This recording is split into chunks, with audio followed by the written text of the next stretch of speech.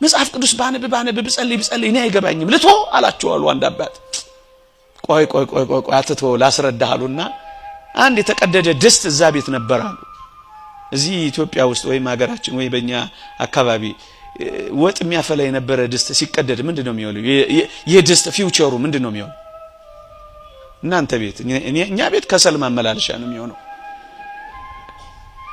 እናንተ ቤት እንጃ ተውት። ምን ድስትም ቀርቶ ይሆናል እኮ እኔ ብዙም አላየሁት። ከሰል ማመላለሻ ነው እና እዛ ቤት ከሰል ማመላለሻ የሆነ አንድ ድስት ነበረ። ከሰል ማመላለሻ ከሆነ መቼም ጥቀርሻ ያለብሷል። ቀዳዳ ነው ግን ጥቀርሻ ነው። ሊያስተምሩት ስለወደዱ ውሃ በዚህ ያምጣልኝ አሉት።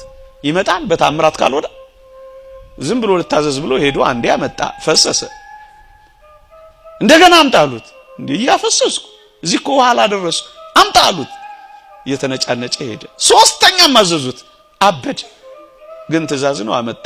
እሳቸው ሊያስተምሩት የወደዱት ምንም እንኳን ውሃውን ቤት ድረስ ባታመጣ ቀና ብለው አሳዩት። ደጋሞ ውሃውን በማመላለስ ጥቀርሻው ምን ሆኖ ነበር? በሏት ነጽቶ ነበር። እየሰማችሁኝ ነው? ተስፋ ልትቆርጡ አይገባም።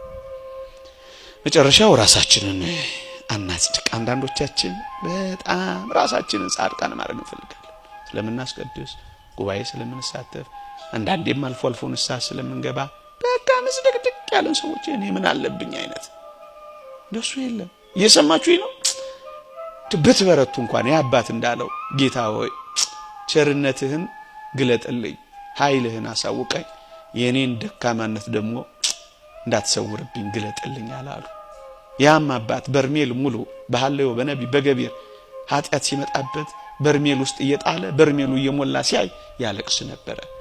ራሳችንን እንዳናጸድቅ የተወደዳችሁ ክርስቲያኖች፣ ያ ስምዖን ራሱን አጽድቆ ምንም ኃጢአት እንደሌለበት ተኮፍሶ ተቀምጦ ያቺ ማርያም መጣ ባለሽቷ እግሩ ላይ እንባዋንም ሽቶንም አፍስሳ ምሕረት አግኝታ ሄደች።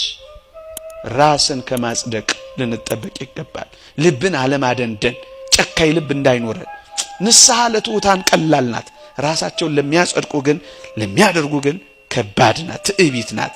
ኃጢአተኞች እንደሆነን እናስብ፣ ራሳችንን እናጽድቅ።